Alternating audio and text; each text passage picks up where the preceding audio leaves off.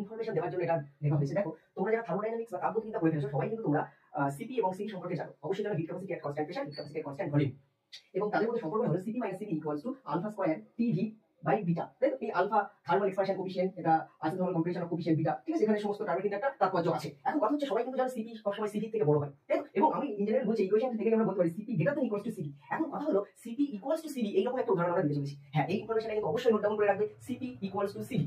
তোমরা জলের ব্যতিক্রম প্রসারণ সম্পর্কে জানো, এবং জলের 4 ডিগ্রি সেন্টিগ্রেড উষ্ণতা এবং অনেক প্রেসারে জলের ঘনত্ব সর্বাধিক হয় এবং আয়তন সর্বনিম্ন হয়। আমরা যদি টেম্পারেচার ভলিউম প্লট করি তাহলে এরকম হয়। 4 ডিগ্রি সেন্টিগ্রেড উষ্ণতায় আমরা দেখতে পাচ্ছি যে জলের যে আয়তন সেটা মিনিমাম, তাহলে এক মিনিমাম এই যে del V by del T at constant P এইটার যে নতি সেটা ইকুয়ালস টু 0 মিনিমাতে, তাহলে এটা যদি 0 হয় তাহলে আলফা ইকুয়ালস টু কিন্তু তখন 0 হয়ে যাবে। আলফা যদি 0 হয়ে যায় তাহলে ইকুয়েশনে বসাও, তাহলে CP minus CV equals to কিন্তু 0, আর CP minus CV equals to 0 মানে কি সিপি ইকুয়ালস টু সিভি। তাহলে আমরা বলতে পারি জলের ক্ষেত্রে 4 ডিগ্রি সেন্টিগ্রেড উষ্ণতা এবং অনেক চাপে কিন্তু জলের ক্ষেত্রে সিপি ইকুয়ালস টু সিভি হয়।